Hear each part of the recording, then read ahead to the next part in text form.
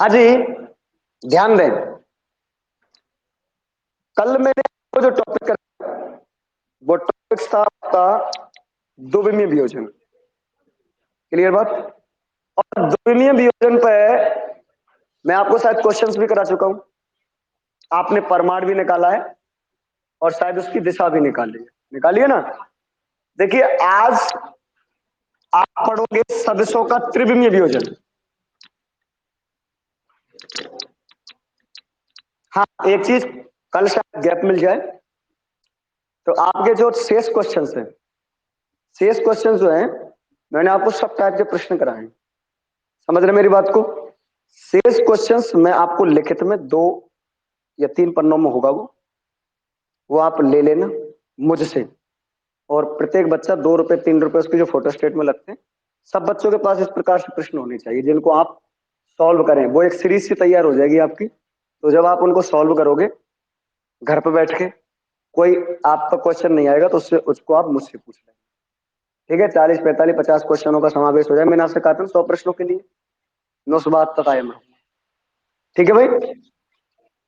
नहीं बेटा, क्या है मुझे लिखने, वो जो मैंने नहीं आपकी हर टाइप का प्रश्न करा दिया बेटा। आप समझे मेरी बात को जरा। मैंने आपको हर टाइप का प्रश्न करा दिया, काम मेरा रह गया। तो प्लीज आज मुझे उस काम के लिए छोड़ दें आप। तो परसों के दिन मैं आपको कुछ प्रश्न दूंगा सॉल्व करने के लिए, ठीक है। और वो पूरी टैली रहेगी, उसकी कम से कम 40 50 क्वेश्चन जो शेष रहेंगे ना, उन प्रश्नों को मैं आपको दूंगा। और आप लोग क्या है उसकी फोटोस्टेट ले लेना।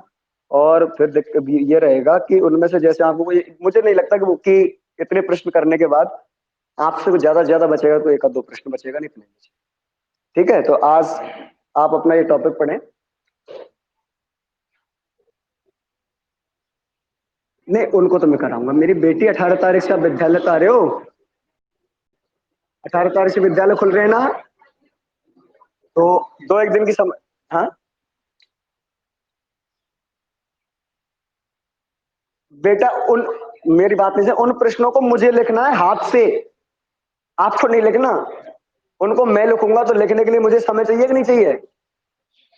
इस वजह से और शेष जो प्रश्न है ना उनको मैं लिख के दूंगा। ये है मेरी बात। किताब दे। हाँ जी, ये मतलब ये तो मेरे पास है। इसको तो हाँ जी बेटा। अगला वो है त्रिविमीय निर्देश तंत्र में किसी सदिश का वियोजन। द्विविमीय में हो गया। अब त्रिविमीय निर्देश तंत्र में किसी सदिश का वियोजन। देखिए, आपने द्विविमीय वियोजन पढ़ लिया, आप पढ़ोगे त्रिविमीय वियोजन। यानी कि कल आपने किसी भी सदिश को 2 घटकों के रूप में बांटा। उसके लिए आप तल लिया एक्स वाई तल। उस एक्स वाई तल में जब आपने लिया तो उसमें ए वेक्टर को आपने लिखा ए एक्स वेक्टर प्लस ए वेक्टर।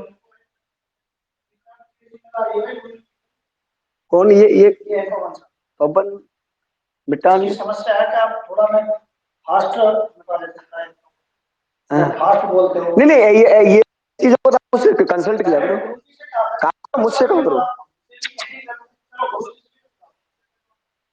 ये चीजें आप मुझसे कहो, क्लास में खत्म होनी चाहिए। आप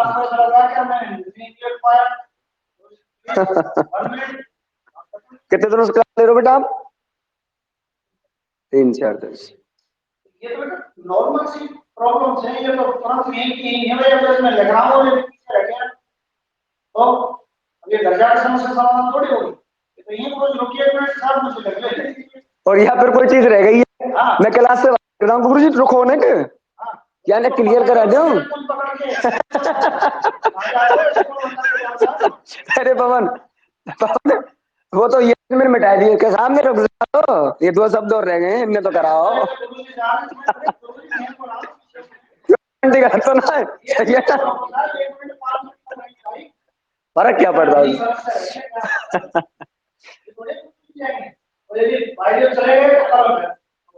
बस बस बस देखिए,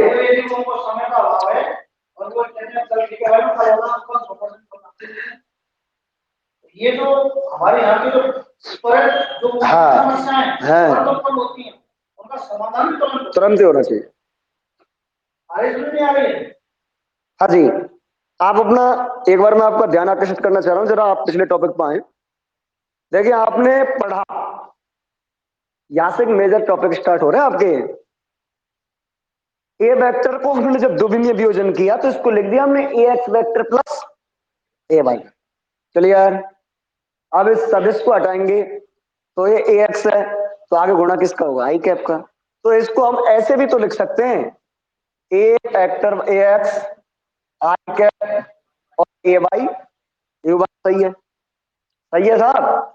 तो बेटा हमने ए एक्स घटक निकाला और ए एक्स घटक आपने निकाला कि भाई ए कॉस ऑफ थीटा होता है, और ए वाई घटक जो आपने निकाला ये ए साइन ऑफ थीटा होता है। और बेटा ए का परिमाण निकाला तो ए का परिमाण आपके पास आया कि भाई ए एक्स स्क्वायर प्लस के क्या होता है? ए वाई स्क्वायर। यानी जो घटकों के वर्गों के योग का क्या होता है? वर्गमूल।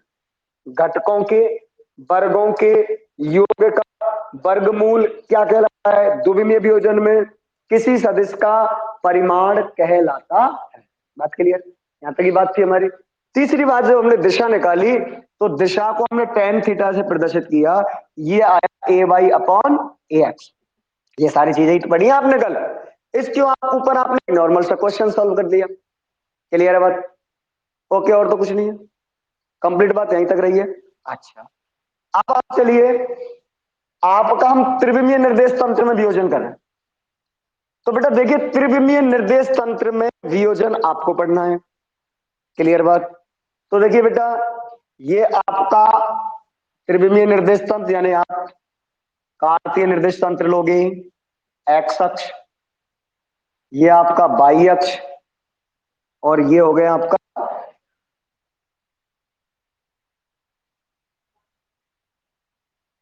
ये हो गया आपका जेड अक्ष। क्लियर?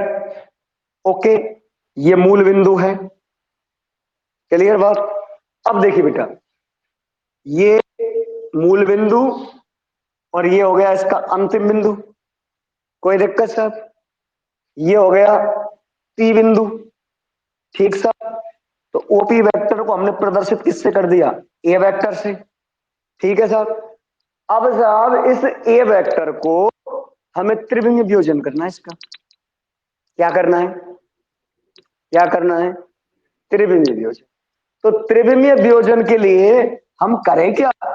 हम ये करें कि यहां से पी से ये जो हमारा तल है ना, तल आपका नीचे का कौन सा है? एक्स जेड तल। एक्स जेड तल में लंब डाल दें और यहां से ओ से इसको मिला दें। तो भाई ये इस जगह पे मिल गया। यहां मैंने एम नाम दे दियो साहब। अब देखो भाई, जब मैंने ये एम नाम दे दियो तो मैं यहां से इस एक्स अक्ष पे लंब डाल दूं। यहां मैंने एक्स अक्ष पे लंब डाल दिया साहब, ये डाल दिया। ठीक है भाई, यहां लंब डाल दियो बेटा। तो इस जगह पे ओ प्रारंभिक बिंदु हो गया एक्स अक्ष के लिए। एक्स अक्ष के लिए ओ क्या हो गया? प्रारंभिक बिंदु। और यहां नाम दे दो एन। ये क्या है? अंतिम बिंदु है। अंतिम बिंदु, ये अंतिम बिंदु हो गया। तो ये घटक हमारा क्या कहलाएगा? ए एक्स वेक्टर। बात क्लियर? ठीक सर? थोड़ा सा यहां से लंब डालेंगे। देखो मैं इसको समांतर चतुर्भुज बनाने के लिए, आपने देख रहा है ये इस प्रकार से ऐसे नहीं है सीधा, इसकी थ्री डायमेंशनल स्थिति ऐसी होती है। हम ये जो फिगर बना रहे हैं वो बना खा रहे हैं two dimensional, three dimensional building बना रहे। हाँ बना रहे टू डायमेंशनल, जबकि हम वियोजन क्या कर रहे हैं? Three dimensional. आपने देखो होगा 3D के जब चित्र हम 2D बनावे ना, तो थोड़े से अदर अदर से दिखा में ना, तो ऐसे ही यहाँ या थोड़ा सा अदर अदर से लंब डालो यार तरीका से,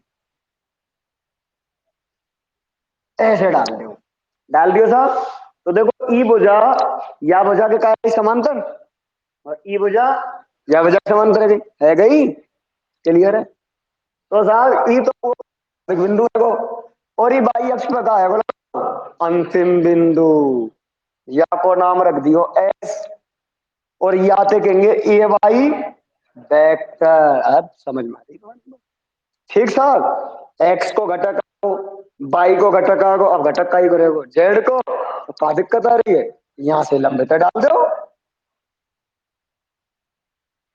ये मैंने लंबा डाल दियो साहब, डाल दियो, तो ये घटक किसका हो गया बेटा? ये हो गया हमारा ए जेड वेक्टर। बात क्लियर? कोई समस्या, कोई दिक्कत नहीं? आप देखिए हमें चाहिए का, अरे हमें कहा चाहिए, बड़ी समस्या है। अरे ये जो चित्र हमने बनाए हो, ये हमने घटक डाल दिए, लंब डाल दिए, काई बात को डायरे हैं? मेरी बात सुन रहे हो क्या बेटा? ये चीज बता दी, ये मैंने चित्र बना दिया, बहुत अच्छी बात है, बना दी हो तो, लेकिन हम वो यूं तो बता दो कि मैं करवे कहा जा रहा हूं। अरे ऊपर लिख दो त्रिविमीय निर्देश तंत्र में किसी सदिश का क्या करना है? वियोजन करना है। तो मुझे चाहिए क्या? मुझे ए सदिश चाहिए, और या ए सदिश को मुझे क्या करना है? वियोजन करना। जैसे द्विमीय वियोजन में हमने देखा कि ए वेक्टर बराबर ए एक्स वेक्टर प्लस के ए वाई वेक्टर होता है, तो यहाँ पर त्रिविमीय वियोजन में इस ए वेक्टर की वैल्यू क्या मिलती है, ये हमें देखो। बात क्लियर बहन जी? क्लियर? कोई दिक्कत? तो देखो बेटा, ये तो रहा ए वेक्टर, और ए वेक्टर को हमने प्रदर्शित किससे किया है? ओपी वेक्टर से। तो हमें चाहिए क्या? ओपी चाहिए, और ओपी खाते मिलेगा, ओपी मिलेगा त्रिभुज से, ओ एम पीते मिलेगा ना? मिलेगा नहीं मिलेगा? अरे ओपी कौन से त्रिभुज में? याई में तो ओपी में ना है क्या? ना तो देखिए त्रिभुज ओ एम पी में, क्लियर? जब त्रिभुज की बात आ जाए तो त्रिभुज का योग नियम भी याद रखना पड़ता है, पड़ता भी नहीं पड़ता? और त्रिभुज का योग नियम क्या कहता है कि जिसको परिणामी बना रहे हो ना, वो परिणामी सदिश विपरीत क्रम में होना चाहिए, और शेष जो सदिश है ना, वो कैसे होने चाहिए? क्रमागत होने चाहिए। यही बात है भाई, क्लियर? तो देखिए भाई, त्रिभुज ओएमपी में हमें चाहिए क्या? ओपी। तो ओपी का, ओपी क्या है?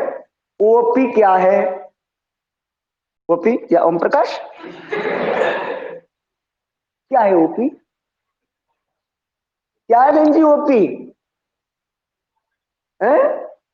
अरे ओपी परिणामी वेक्टर है, नहीं है क्या? ओपी क्या है? ओपी परिणामी वेक्टर है। ओपी के कोई सब ये बोल रहे थे ओपी में ओम प्रकाश होता, ओम प्रकाश भी। यहाँ ओपी का मतलब होता है परिणामी वेक्टर, रिजल्टेंट वेक्टर। तो ओपी वेक्टर, ठीक है सर? अब आइए त्रिभुज ओएमपी में ये ओपी वेक्टर कैसा होना चाहिए? विपरीत क्रम का। क्लियर? कोई दिक्कत तो ना है? तो अब हम यहां पे चलेंगे, ओ एम और एम से दोनों भुजा क्रमागत हैं, तो ओपी भुजा विपरीत क्रम में है गई कि ना? है गई भैया? तो इस ओपी वेक्टर को क्या लिखा जा सकता है? O M vector plus K MP vector. बिल्कुल क्लियर बात हो गई, clear. O M vector plus K MP vector, बात सही है। अब देखो लगाओ, ये एमपी जो वेक्टर है ये काई के बराबर है? ओ एस वेक्टर के बराबर हते। तो मैं इसको लिख सकता हूं, चूंकि एमपी वेक्टर बराबर ओ एस वेक्टर बराबर ए वाई वेक्टर। क्लियर? तो ओपी वेक्टर बराबर ओ एम की जगह O M plus K MP की जगह क्या है बेटा? O S vector. समीकरण नंबर एक। अब समीकरण नंबर एक में ऐसे देखो कि काका चीज तो हती और काका नहीं, वो भी हती, कहा है ए वेक्टर ओ एम अते अते हाँ ओ एम ओ एम बराबर दिख रहा होगा कौन सा नहीं दिख रहा ओ एस बराबर दिख रहा होगा तू अते ये वाई वेक्टर तो का चीज ना ओ एम ना है निकालनी का ओ एम निकालनी बात समझ में आई कि नहीं आई अभी जब ओ एम निकालनी है तो इसका मतलब किसी त्रिभुज में ये जो ओ है ना ये क्या ये परिणामी सदिश होगा किसी त्रिभुज का ये क्या होगा परिणामी सदिश होगा और किन्हीं दो क्रमागत भुजाओं के ये कैसे क्रम में होगा विपरीत क्रम में होगा 100% सत्य बात है ये तो जरा पकड़िए त्रिभुज ओ एन एम अब ओ ते एन और एन ते कैसे चलूंगा एम देखो ना ओ ते एन चलो और एन ते कहां चलो एम चलो तो ओ एन एन बराबर क्या होगा ओ एम बात आ गई क्लियर पकड़ में ओ एम क्या है आपका विपरीत क्रम में हो गया तो ओ एन एम में ध्यान दीजिए सिर्फ ओ एम में ओ एम वेक्टर बराबर किसके हो जाएगा ओ एन वेक्टर प्लस के एन एम वेक्टर क्लियर बात ओके अब देखो बेटा ओ ओ की जगह ओ प्लस के क्या एन एम हो गया समीकरण कितना बहुत बढ़िया तो समीकरण एक में समीकरण दो से क्या रख दें मान रख दें मान रखने पर क्या हो जाएगा बेटा ओपी वेक्टर बराबर ओ एन वेक्टर प्लस के एन एम वेक्टर प्लस के ओ एस वेक्टर ओपी को मान अते अते ओ एन को मान अते अते एन एम को मान अते एन एम को मानना है तो देखो ये समांतर चतुर्भुज है ओ एन एम टी तो ओ टी या टी और नाम दे दो देखिए चूंकि एन एम वेक्टर किसके बराबर ओटी वेक्टर बराबर ये जेड अब तो सही बात है अब तो कोई दिक्कत ही ना है तो देखो सब ओपी वेक्टर की जगह क्या लिख देंगे A vector O N vector की जगह क्या लिख देंगे A X vector N M vector की जगह क्या लिखेंगे ए जेड वेक्टर और ओ एस की जगह क्या लिख देंगे ए वाई वेक्टर तो ए वेक्टर बराबर क्या हो जाएगा A X vector A Y vector plus A Z कोई दिक्कत समस्या कोई परेशान नमस्ते हो अमन क्या बात है ये हो गया बेटा अमन ध्यान दे इधर ए वेक्टर बराबर A X vector plus A Y vector plus के ए जेड वेक्टर ये त्रिविमीय क्या हो गया वियोजन हो गया अच्छा और दूसरे तरीका से कैसे लिख सको है दूसरे तरीका से लिख सको ए वेक्टर बराबर ध्यान दीजिए ए वेक्टर बराबर A X I cap A Y J cap और ए जेड कोई दिक्कत मिटा दूं मिटा दूं होता है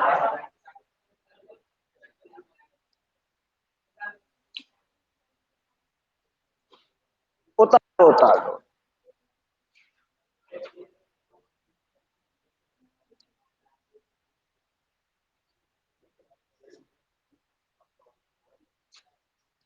कौन से काम से आता है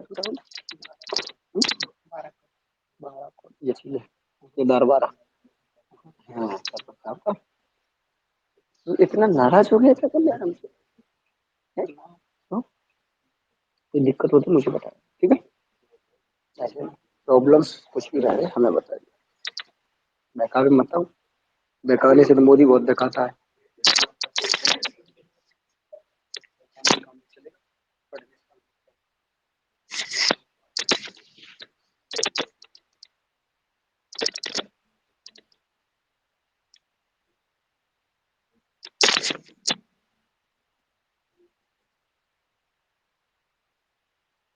बढ़िया बात है।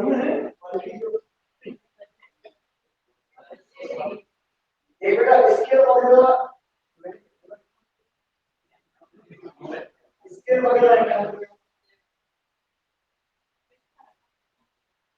जरा इसमें एक बात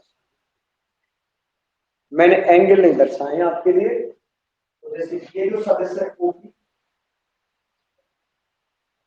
हम आवाज नहीं जाएगी, इसको हटा दोगे तो हाँ जी, आप इसको हटा दोगे हाँ आवाज नहीं जाएगी। देखिए बेटा ओपी जो है एक्स अक्ष के साथ जैसे एल्फा, वाई अक्ष के साथ जैसे बीटा, वाई अक्ष के साथ, और जेड अक्ष के साथ ये कौन सा कोण बना रहा है, ये और दर्शा ले। ठीक है, बस ये बात दर्शा ले।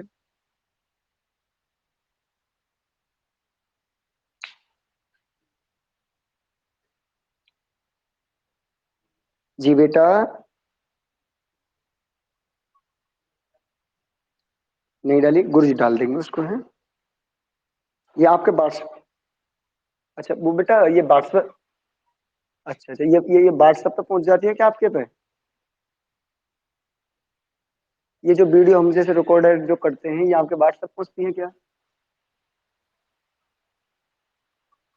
गुरुजी ये कल की वीडियो नहीं डाली ना? कल की वीडियो थोड़ी डाली आपने? रिकॉर्डिंग करी सुनो बेटा, रिकॉर्डिंग करिए ना, तो वो डाल दी होगी बेटा, ऐसा नहीं है कि नहीं डाली होगी, है देख लेना। नहीं डाली तो डाल देंगे गुरुजी उसको। ये व्हाट्सएप पे नहीं डलती गुरुजी, समस्या ऐप पे डलती है, उसको देख लेना खोल के बेटा।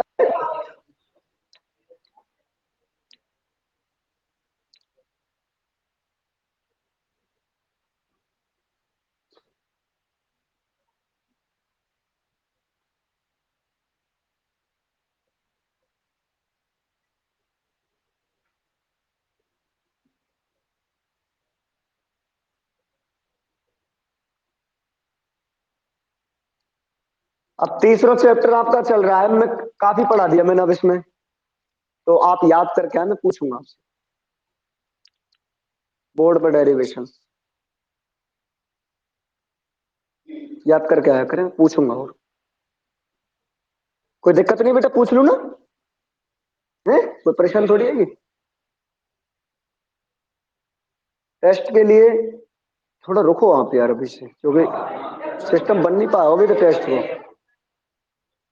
हाँ वो एक मतलब ये है कि एक तो क्या है, कुछ स्टूडेंट्स ऐसे हैं जो अभी से अभी अभी तरोताजा जुड़े हैं वो, तो वो क्या है वीडियो से जैसे वीडियो पढ़ लेंगे ना वो, तो उससे क्या है जैसे वीडियो चल रही है उनके पास, तो वीडियो पढ़ने से क्या होगा कि उनके वो टॉपिक तो क्लियर हो जाएंगे ना कम से कम। तो ये है बात, तो ये टेक्निकल प्रॉब्लम्स है थोड़ी सी, इसको ये पूरा कर लेंगे बच्चे 10-5 दिन में हो जाएंगे, वो तो कोई दिक्कत नहीं है। तो उसके बाद क्या टेस्ट लेने में फिर इंटरेस्ट भी आएगा, एक बार क्या तुम्हारी कॉपी चेक और हो जाए, ये है बात।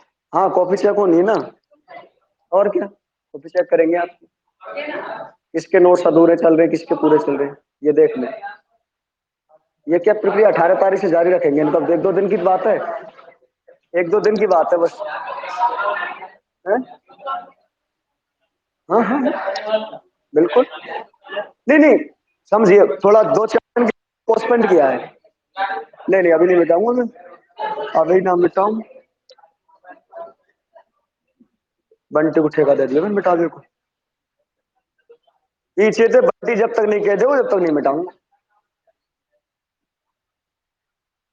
उतार लो बेटा आराम से, देखो तसल्ली से।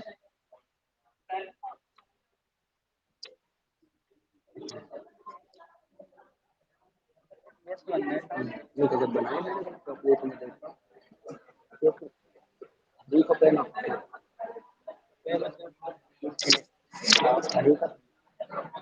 अभी वाला और वो देखो कल सब आगे को इंटरेस्ट मजेदार वैसे रहो, कॉपी में बड़ा इंटरेस्ट है, ठीक है प्रैक्टिस सीख लिया, अच्छा स्टूडेंट है। लेकिन तेरी भी सही है।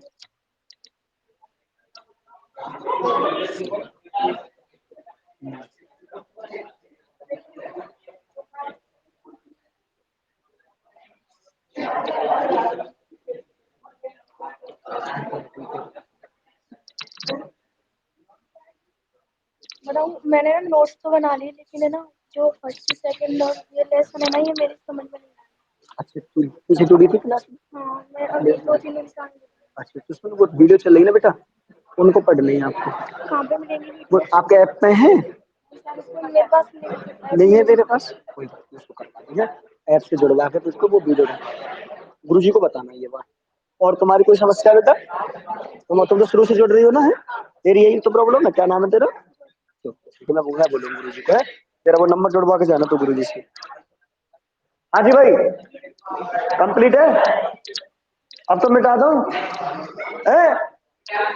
हाँ भाई, मिटा दो, मिटा दो भाई। हाँ भाई पवन, मिटा दो भाई। बंटी, बस बस बस, थोड़ा थोड़ा साइड रहे।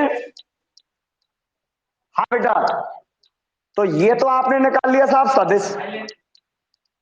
आप निकालोगे सदिश का परिमाण, है सदिश का परिमाण निकालना भाई आपको। सदिश का क्या निकालना है?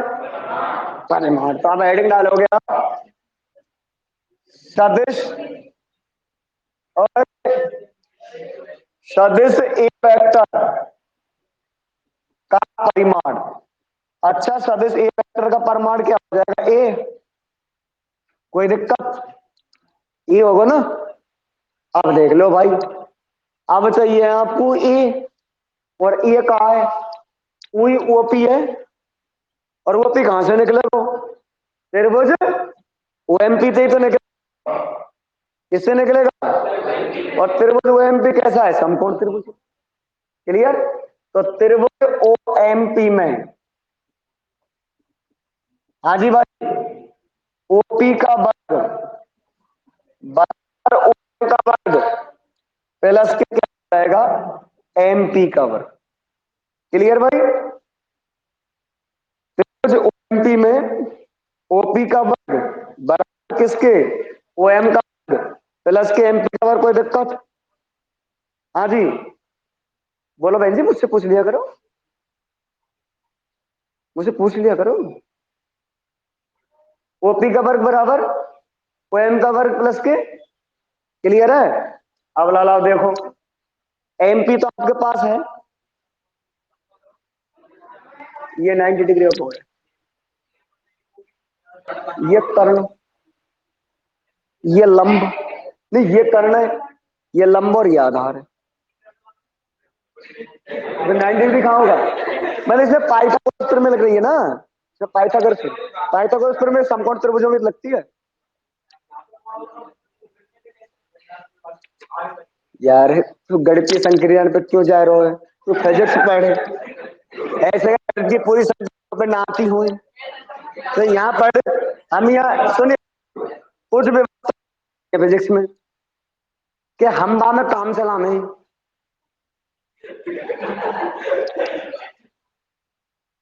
हो सके गणितीय वजह से आपकी नाम तो काम ही चला दिक्कत जय कह देंगे। पूछ तो गणित बार गुरु ने पूछो ना दिक्कत जय का है मेरा क्या, समझो आप। कुछ चीजें ऐसी होती हैं भाई, हमने कुछ मैथमेटिकल समस्याएं हैं, तो मैथमेटिक्स तक केवल और केवल हम फॉर्मूला इस्तेमाल करते हैं फिजिक्स में, हम बाकी अंदर तय तक ना जा रही। भाई हमारा काम अवकलन से ही चल रहा, तो अवकलन को इस्तेमाल करेंगे हम, या डीवाई अपॉन डीएक्स ही जाने कि डीवाई अपॉन डीएक्स को अवकलन कहते हैं। अब तुम यूं कहें अवकलन का मूल सिद्धांत क्या है, ये कैसे कैसे इसको डेरिवेटिव किया गया, तो ये भाई क्लास में गुरुजी अवकलन को पढ़ाते हैं, उनका काम वहां पे है। हमारा तो समाकलन से काम चला, केवल सूत्रन से काम चला, सूत्रन से काम चलाना। अब आगे की जो व्यवस्था है, समाकलन का 8 सूत्रीय कार्यक्रम पर समाकलन होता है, खंड से समाकलन वगैरह, जाने कौन कौन से समाकलन होते हैं। अब होते तो उनको गुरुजी जाने, गणित वाले जो गुरुजी है वो पढ़ाते हैं उनको। तो कुछ चीजें ऐसी होती है, तो मेरा काम यहाँ पाइथागोरस प्रमेय से चल रहा था, पाइथागोरस प्रमेय की तो बात करूंगा। तो मेरा काम फिर वो जो है एमपी से, तो त्रिभुज ओएमपी में मैं क्या लिखूंगा, ओपी का वर्ग बराबर ओएम का, भाई परिणामी सदिश क्या है मेरा, तो परिणामी सदिश क्या है, ओपी है। समझ में आया बात? परिणामी सदिश क्या है, ओपी। तो ओपी का जो वर्ग है वही मैं तो त्रिभुज के योग नियम से आ रहा हूं ना, दिक्कत कहां आ रही है, ओएम का वर्ग हो जाए प्लस के एमपी का वर्ग। इतना सा बात करनी है मुझे तो, ठीक है। अब मुझे कोई गहराई में थोड़ी जाना है, नहीं पाइथागोरस प्रमेय कहां से उत्पत्ति हुई, कैसे हुई, क्या नहीं हुआ, हमें क्या लेना देना इस बात से। हमें तो इस बात से लेना देना है कि ओपी का वर्ग बराबर ओएम का वर्ग प्लस के एमपी का वर्ग है, यह जाने हम तो, ठीक है साहब। आगे चलो, ओएम आपके पास, बहन जी इधर ध्यान दीजिए, आपको निकालना क्या है, ओएम निकालना है। आपको एमपी बराबर पता है क्या है, ओएस बराबर क्या है भाई, ए वाई है। बात क्लियर। आपको क्या चाहिए, ओएम चाहिए, हाथ में निकलेगा त्रिभुज ओ एन एम से निकलेगा, क्लियर सी बात। त्रिभुज ओ एन एम में आपको क्या चाहिए, ओ एम का वर्ग किसके बराबर होगा, एन एम का वर्ग प्लस एन एम का वर्ग, नहीं ये लिख दो पहले ओ एन का वर्ग, पहले ओ एन ले लो, ओ एन का वर्ग प्लस के एन एम का वर्ग। क्लियर सर, क्लियर है। अब या समीकरण एक दे दो या दो दे दो, समीकरण एक और दो तो मैंने दे दिए शायद है, और एक्स वो जो घटक वाला है उसको तीन दीजिए आप, ए वेक्टर वाला जो आपने ये दिया है ना, ए एक्स सदिश प्लस के ए वाई सदिश प्लस के ए जेड सदिश, इस समीकरण को आप 3 नंबर दे दीजिए, ठीक है सर। तो ये आपका समीकरण नंबर 4 जाएगा, ध्यान दें यार, और ये समीकरण आपका क्या हो जाएगा, 5 हो जाएगा।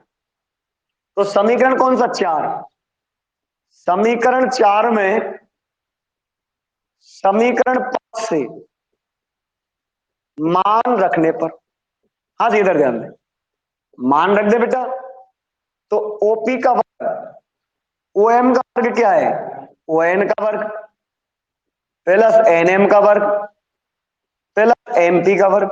बात क्लियर है, एमपी बराबर ओ एन है, कतई समस्या ना, और एनएम का एक बराबर है, वो ठीक है। इन बातों को आप लिख चुके हो, लिख चुके हो कि नहीं लिख चुके हो, और इसका परमाणु क्या हो जाएगा, ए जेड। बात हमें परमाणु से है, हमें किसी सदस्य से लेना देना नहीं है, अब हमें लेना देना किससे, परमाणु।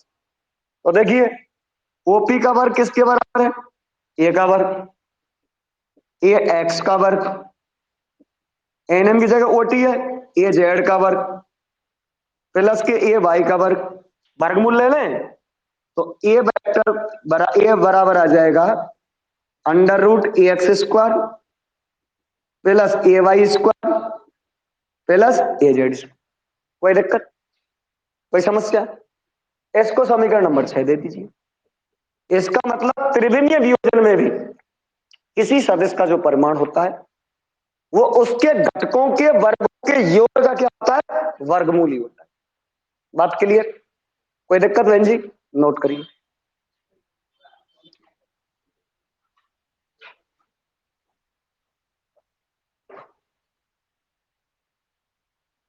नोट करिए।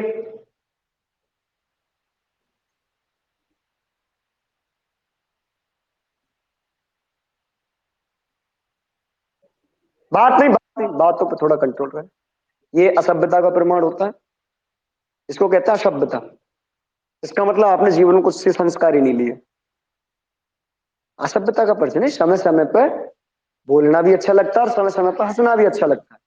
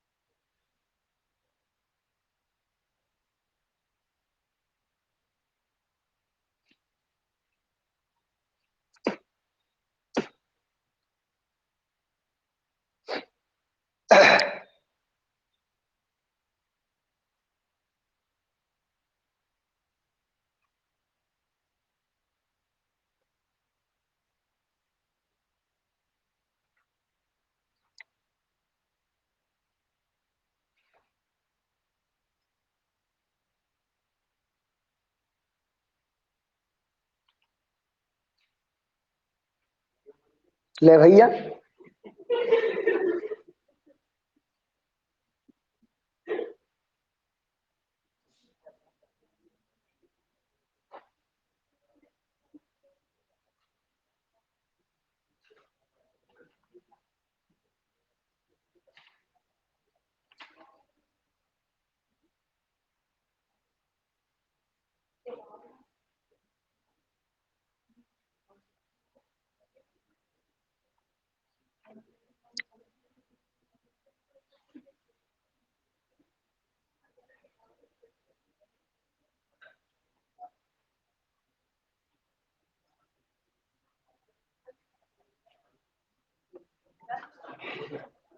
ऐसा कुछ भी नहीं है।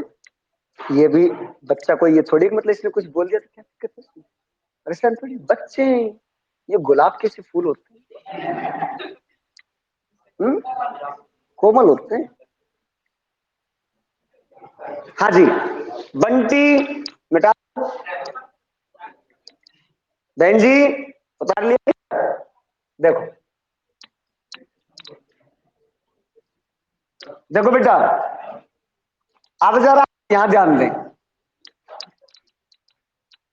देखो बेटा, जो परिणामी सदिश है वो एक्स अक्ष से अल्फा, वाई अक्ष से बीटा और जेड अक्ष से गामा कोण बना है।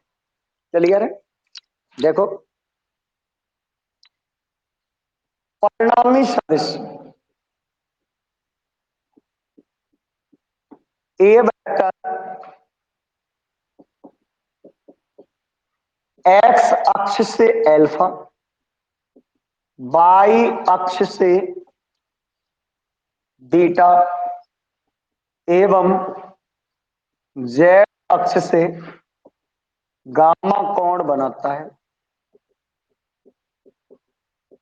तब ध्यान दीजिए भाई, त्रिभुज ओ एस पी ले लूं, त्रिभुज ओ एस पी में कॉस बीटा आधार बटे कर्ण ए बाई, और ये क्या हो गया ए। सदिश नहीं लेना, क्या लेना है परिमाण, क्योंकि मैंने कल ही बताया था ना, ये क्या, ये परिमाण है। ये भुजाओं का क्या है? अनुपात है, भुजाओं की लंबाइयों का अनुपात। और लंबाई के परिमाण से के ना के सदिश में परिमाण क्या होता है? भुजा की लंबाई होती कि नहीं होती। तो देखिए बेटा, कॉस बीटा बराबर आप लिख सकते हो ए वाई अपॉन ए। तो ए वाई बराबर क्या आ जाएगा? A cos of beta. इसी प्रकार ए एक्स बराबर क्या आ जाएगा? A cos of alpha. A Z बराबर क्या आ जाएगा? A cos of gamma. Clear? कोई दिक्कत? देखिए भाई, ए एक्स, इनको वर्ग करके आप जोड़ दो, ठीक है सर। देखिए ये मैंने मान निकाल दिए। देखिए वर्ग करके जोड़ने पर, अब तो हटा दूंगा चित्र। देखिए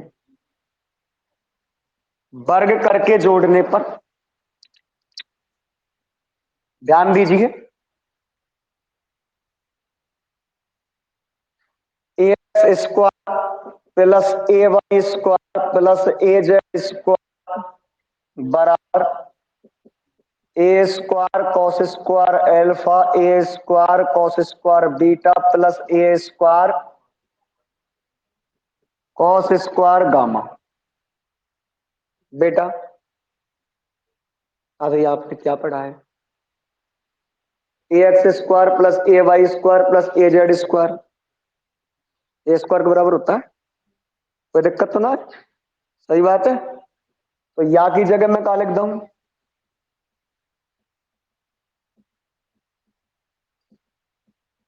बराबर किसके? ए स्क्वायर के। तो या पूरे पद की जगह लिख दिया आपने ए स्क्वायर। और ए स्क्वायर का arrow common, cos square alpha plus cos square beta plus cos square gamma. Clear? A square में हम भाग देता हूं, कहां बचा वो एक, तो cos square alpha plus cos square beta plus cos square gamma बराबर एक। नोट कर।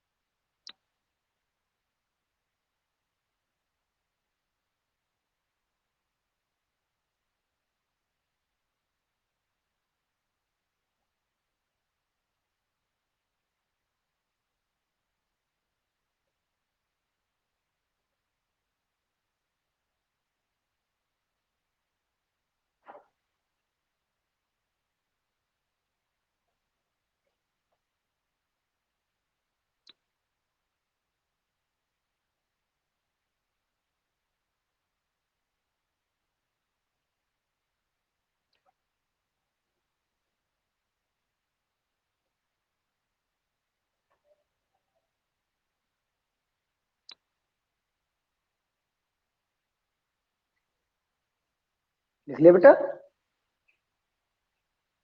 कोई समस्या? कोई समस्या बेटा रजनी?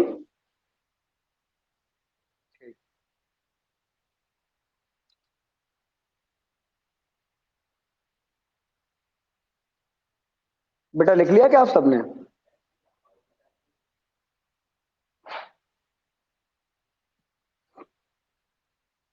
उतार लो उतार लो।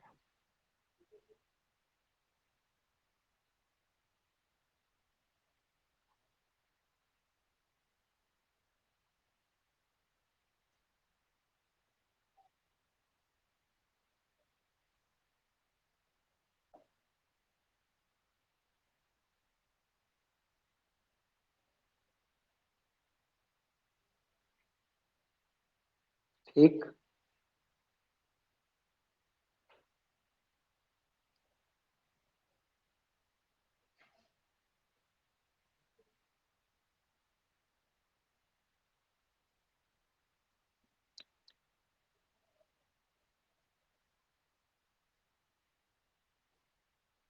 क्रिश हो गया? राहुल का हाथ बहुत धीमा चलता है। हाँ जी बेटा आगे लिख लो थोड़ा सा इसमें। लेकिन जहां cos alpha comma cos beta व कॉस गामा, जहां cos alpha comma cos beta तथा कॉस गामा किसी सदिश की दिक् कोज्याएं हैं। दिक् कोज्या डायरेक्शन कोसाइन, डायरेक्शन कोसाइन दिक् कोज्याएं हैं जो कोई सदिश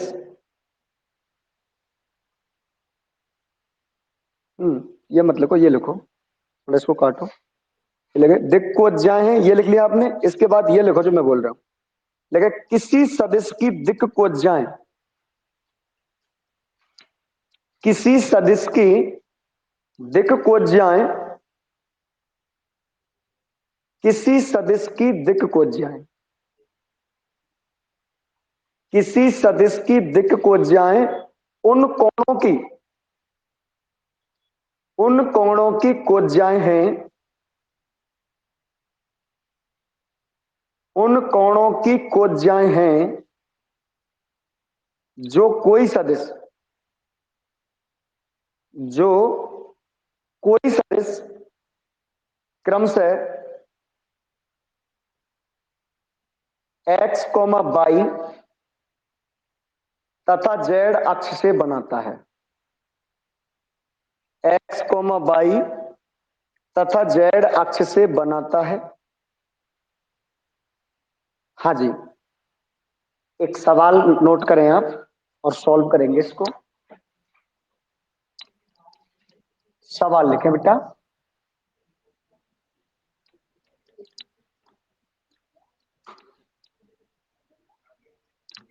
देखिए बेटा, प्रश्न लिखें आप।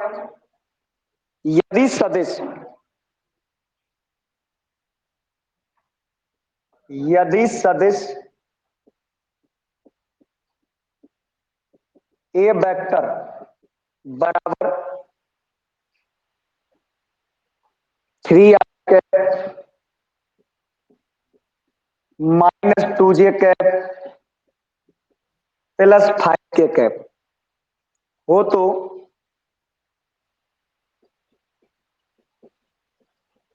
सदिश का परिमाण, सदिश का परिमाण व इसकी दिशा में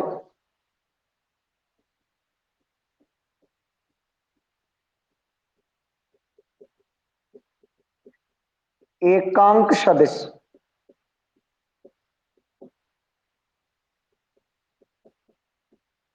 ज्ञात कीजिए। हाँ जी, ये प्रश्न है आपका। तो सदिश का परिमाण निकालने में आपको कहीं कोई परेशानी नहीं है।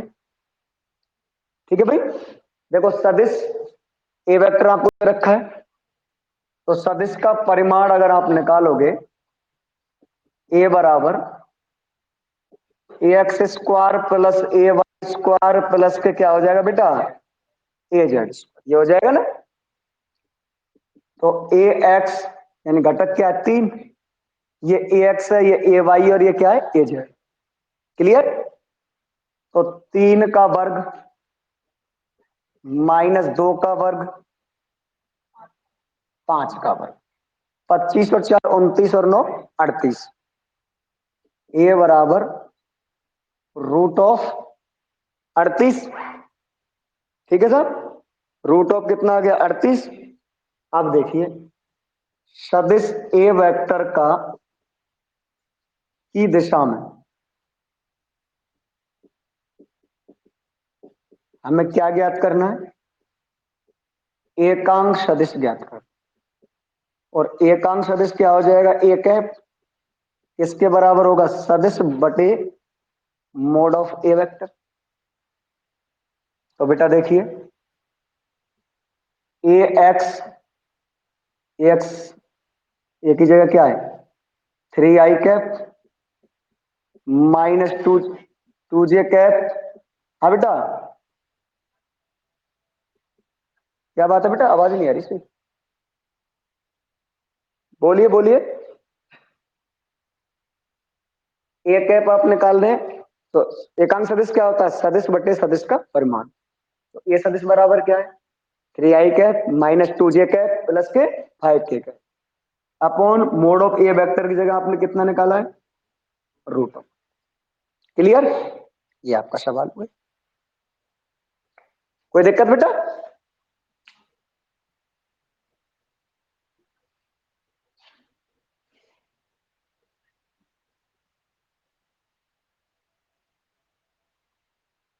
क्या हो गया, आवाज नहीं आ रही सही।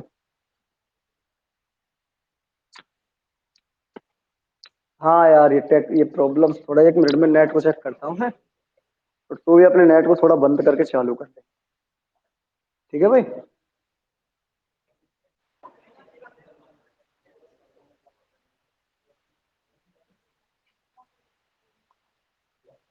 अब देख लो है, अब आ रही है क्या आवाज। हाँ मन। हाँ थोड़ा देर वो नेट थोड़ा बंद कर। अब तेरी आवाज तो मुझे सही मिल रही है।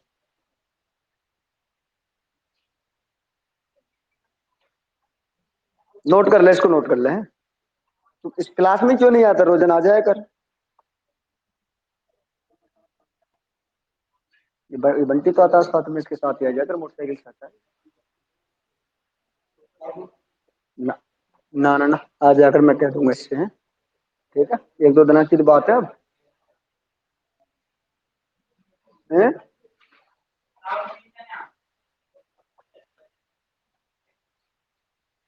मैं मोटरसाइकिल से नहीं आता हूँ, बस से आता हूँ।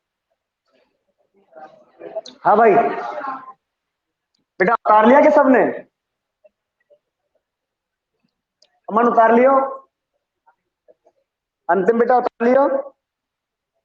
ठीक है, देखो अब देखो, अब आपका सदस्यों का वियोजन हो गया। देखिए आपने इस चैप्टर में पढ़ा क्या, एक बार आप सुन लें। आपकी स्टार्टिंग हुई सदिश और अदिश से। भाई सदिश क्या है, अदिश क्या है, ये आपकी परिभाषाएं हो गई। फिर सदिशों का आपने निरूपण किया, भाई सदिश को कैसे व्यक्त करते हैं, एक सरल रेखा पर तीर का निशान लगा के व्यक्त करते हैं। उसके बाद आपने पढ़ा भाई सदिश के प्रकार क्या क्या है।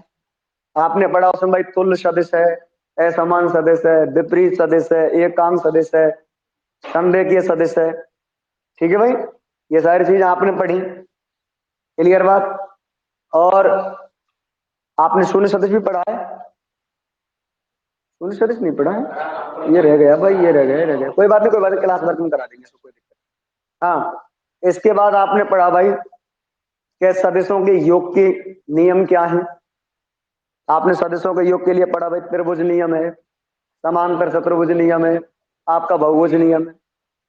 उसके बाद आपने पढ़ लिया कि भाई सदिश का हमें प्रमाण चाहिए, तो उसकी गणितीय विधियां आपने पढ़ी। सदिशों के क्या क्या प्रकार हो सकते हैं, एक विमीय सदिश, द्विविमीय सदिश, त्रिविमीय सदिश, ये आपने पढ़ा। उसके बाद आपने पढ़ा भाई सदिशों का वियोजन, तो आपने सदिशों के वियोजन में सदिश का द्विविमीय वियोजन पढ़ा, सदिश का त्रिविमीय वियोजन पढ़ा। अब देखिए योग भी हो गया हमारा, परमाण भी हो गया, और क्या नाम है, हमने सदिश का वियोजन भी कर दिया। अब हम सदिश समीकरण और कर। ठीक है भाई, क्लियर? अब क्या पढ़ेंगे हम? सदिशों का गुणन पढ़ेंगे। तो आप हेडिंग डालेंगे सदिशों का गुणनफल। या वैसे तो बेटा क्लास का समय बहुत है, 11:30 तक चलती है क्लास। हाँ तो 11:30 तक चलती है। नहीं नहीं नहीं, 11:05 नहीं, 11:30 तक चलती है। हाँ जी, सदिशों का गुणनफल, ये आपका टॉपिक है अब नया। जरा ध्यान देंगे आप।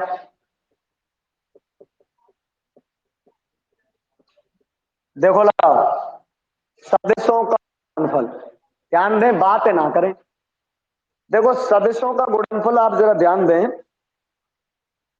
देखिए भाई, सदिशों का गुणनफल दो प्रकार का होता है।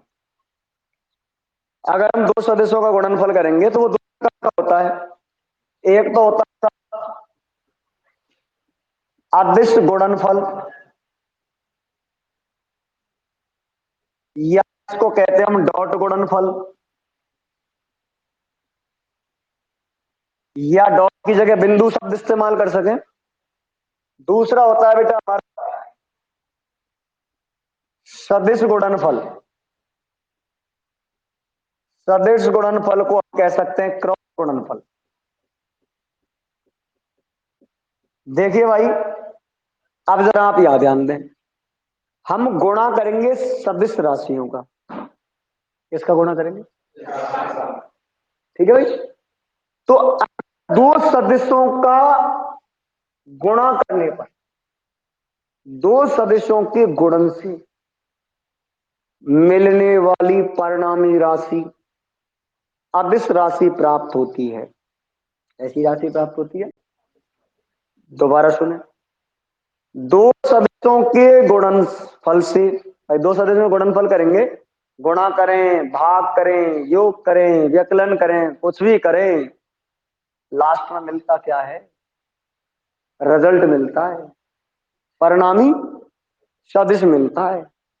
तो अगर दो सदिशों का हम गुणन करें और गुणन करने के बाद जो राशि हमें प्राप्त हो, जो परिणामी राशि हमें प्राप्त हो, यदि वो अदिश राशि है तो उस गुणनफल को हम क्या कहेंगे? अदिश गुणनफल।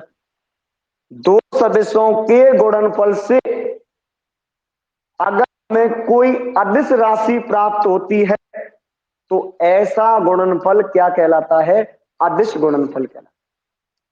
और अदिश गुणनफल को किन्हीं दो सदिशों के मध्य डॉट लगाकर प्रदर्शित किया जाता है। क्लियर? दूसरी बात होती है सदिश गुणन। यदि दो सदिशों के गुणा करने पर हमें सदिश राशि ही प्राप्त होती है, कैसी राशि? सदिश राशि। अगर दो सदिशों का गुणा करने पर हमें सदिश राशि ही प्राप्त होती है, सदिश गुणन। सदिश गुणनफल को दो सदिशों के मध्य क्रॉस लगाकर प्रदर्शित किया जाता। क्या लगाएंगे दोनों के मध्य? क्रॉस। बात क्लियर? कोई समस्या? ठीक है भाई। तो सदिशों का गुणनफल आपने हेडिंग डाल दी, या में एक लाइन लिखी, दो सदिशों का गुणनफल, दो सदिशों का गुणनफल निम्न प्रकार का होता है। दो सदिशों का गुणनफल निम्न प्रकार का होता है। पहला पॉइंट अदिश गुणनफल या डॉट गुणनफल। दूसरा पॉइंट सदिश गुणनफल या क्रॉस गुणनफल।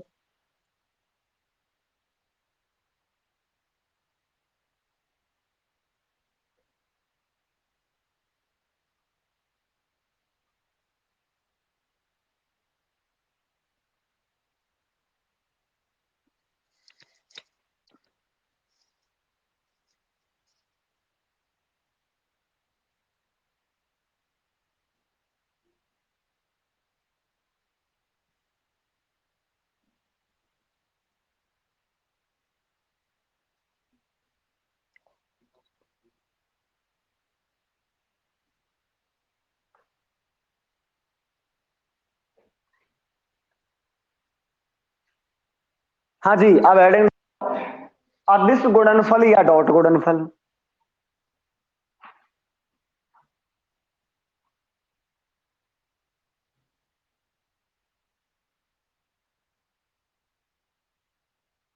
या डॉट गुणनफल, इसकी परिभाषा लिखें। यदि दो सदिशों का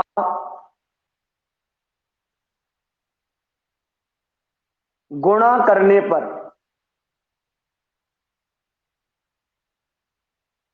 अदिश राशि प्राप्त होती है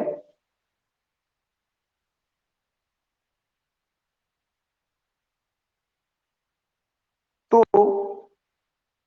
इसे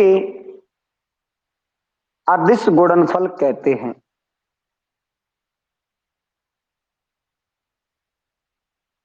अदिश गुणनफल कहते हैं। पैराग्राफ चेंज करके लिख। अदिश गुणनफल को दो सदिशों के मध्य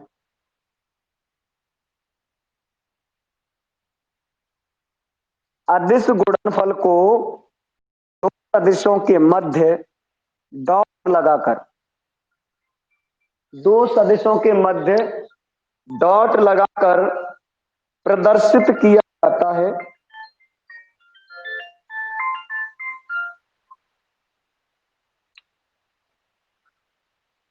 हाजी कौन?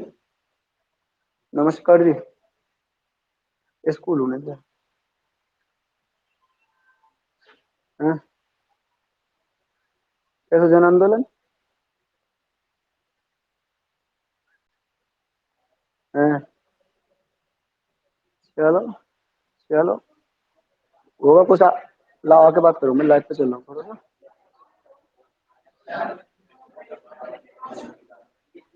हाँ जी, हाँ जी।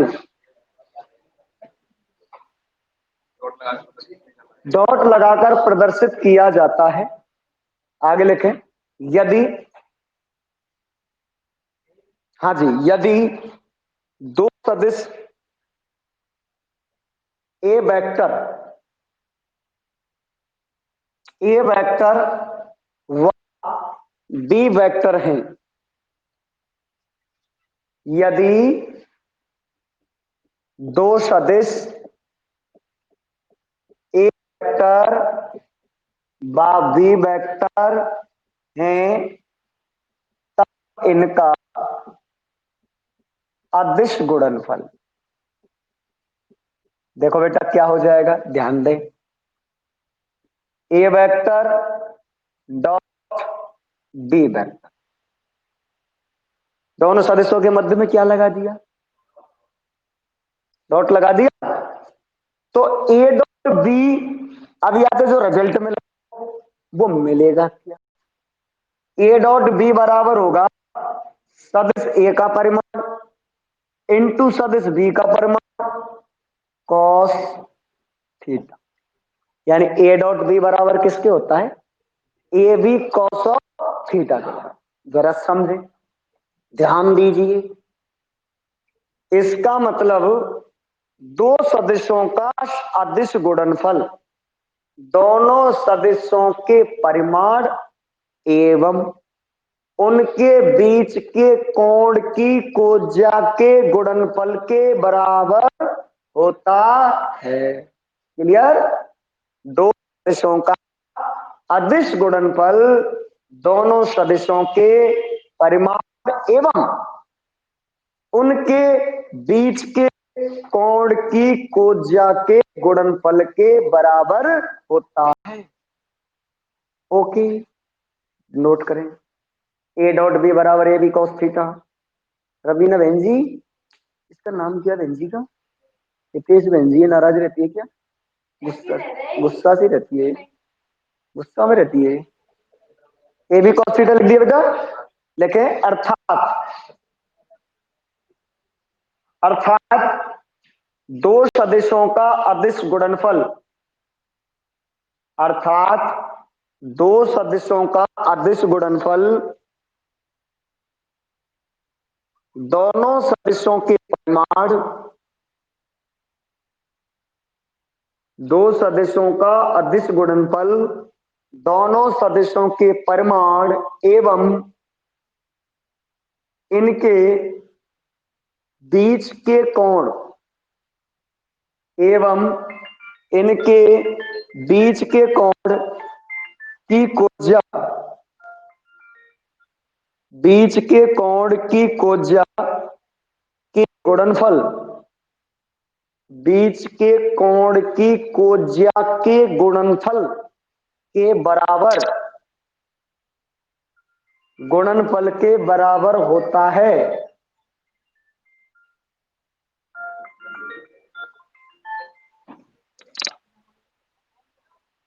हेलो, बाद में बात करूंगा क्लास में। कोज्या के गुणनफल के बराबर होता है, बात क्लियर है, वही समस्या, आगे चलिए साहब, और पॉइंट डालिए पहला, हाँ जी, पॉइंट डालिए पहला, लालाओ देखो, ऐसे पहलो पॉइंट ऐसे ही देखो, ऐसे डाले पहलो पॉइंट, ऐसे डाले ना, और ऐसो बनाओ चित्र, ई एगो बेटा ए वेक्टर और ई एगो बेटा डी वेक्टर, ठीक है साहब, और यहां पे लंब डाल दो,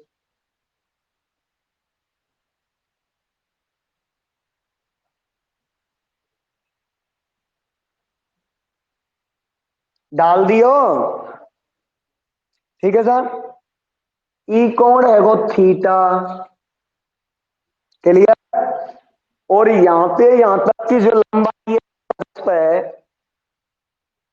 यहां से यहां तक की जो लंबाई है सदिश पे, हमने लंब भी ही तो डाले हुए, तो ई जो लंबाई है या लिखेंगे हम बी कॉस ऑफ थीटा, जरा समझो समझो। इसका मतलब हमने ए डॉट बी जो लिखा है इसको कैसे लिख सकते हैं हम, ए बी कॉस थीटा। अब समझिए, जहां बी कॉस थीटा क्या है, जहां बी कॉस थीटा सदिश बी वेक्टर का सदिश ए वेक्टर की दिशा में प्रक्षेप है। बी कॉस थीटा क्या है, सदिश, यार ये नहीं लग रहा, बी बी कॉस थीटा क्या है, सदिश किसका, बी वेक्टर का सदिश ए वेक्टर की दिशा में क्या है, प्रक्षेप। बेटा प्रक्षेप को मतलब रे छाया।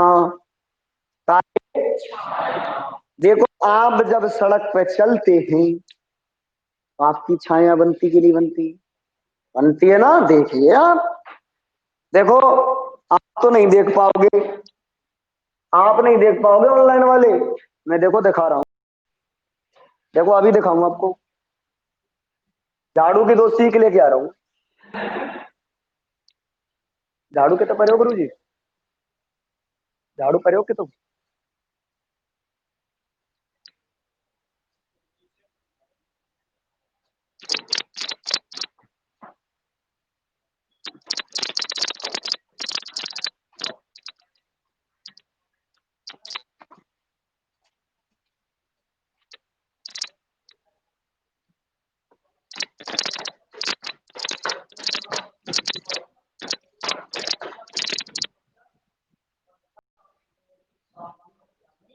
देखो लालाओ, ये 2 सदिश है, ये धूप आ रही है ना खूब, ये तो है ए वेक्टर, ई बी वेक्टर।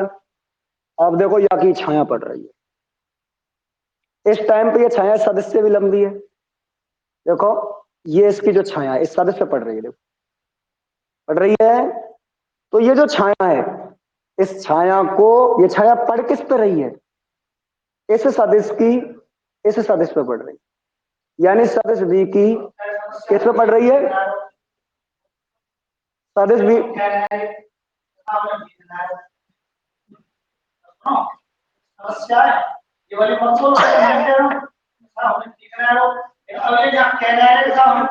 अब भाई धूप उतना आ रही गुरु जी पल्ले को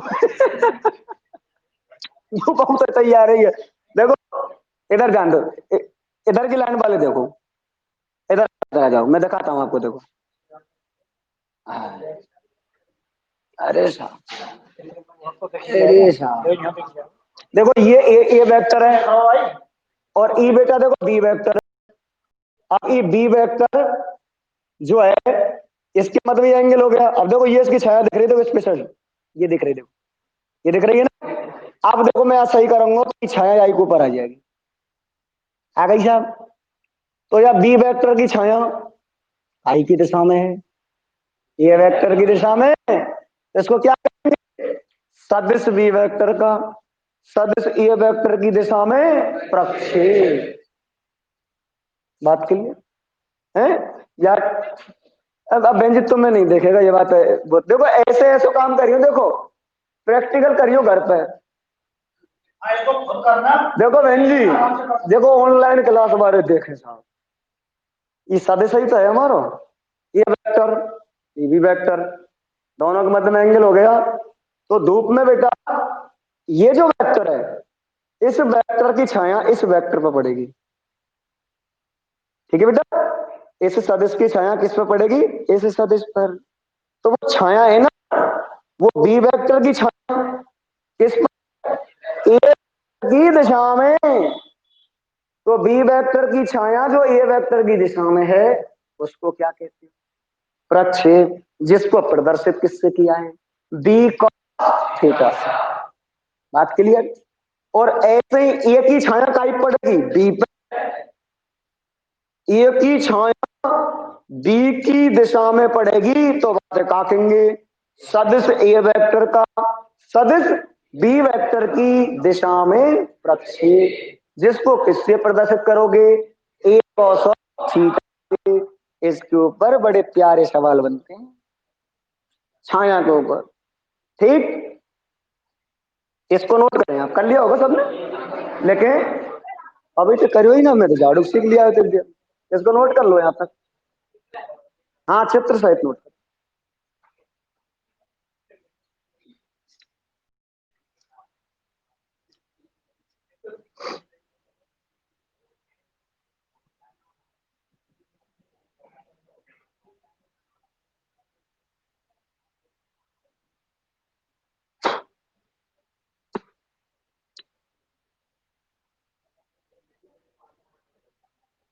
हाँ, लेकिन जहां बी कॉस थीटा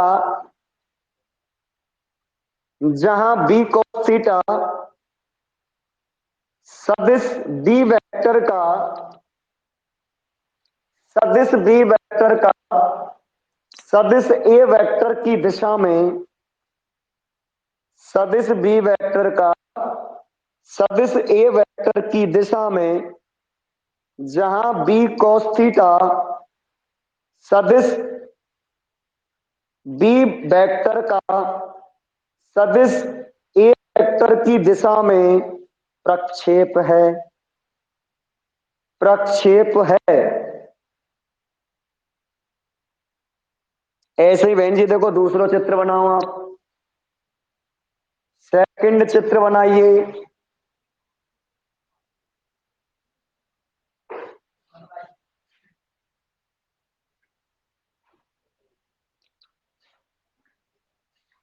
ये आपका ए वेक्टर है, ये आपका बी वेक्टर है।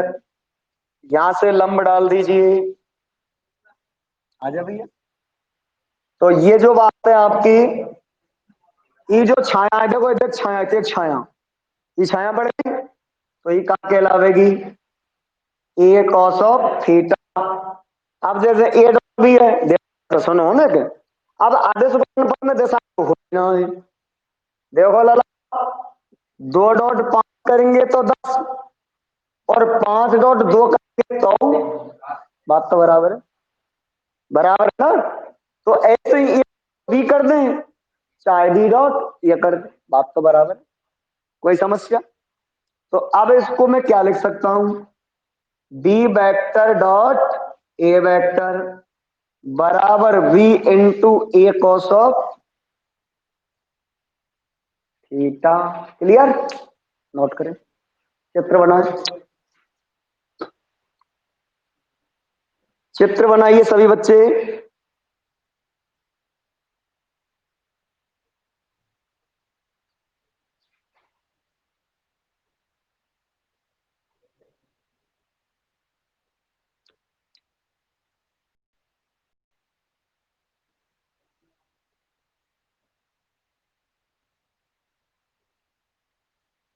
चित्र बना ले भाई, बना लिए बेटा?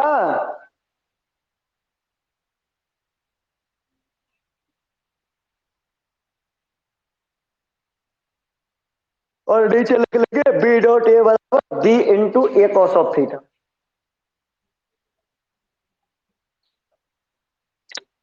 हाँ जी, जरा ध्यान दें। आप लिखेंगे जहां ए कॉस थीटा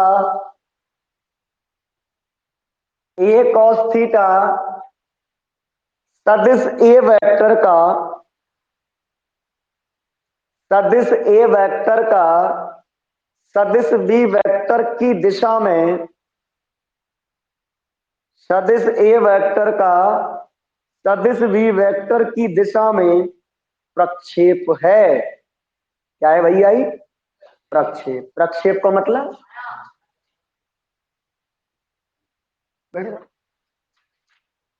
मिटा दूं बंटी? पूरा टेंडर लियो यानी मिटा दे को या साल 2021। ठीक है, पूरा टेंडर तेरे नाम मिटाने का। हाँ जी,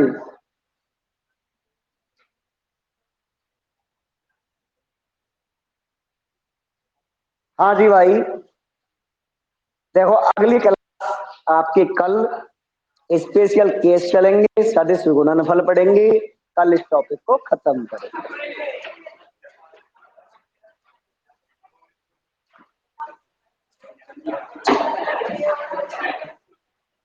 लो बेटा, मैं क्लास ऑफ कर रहा हूँ।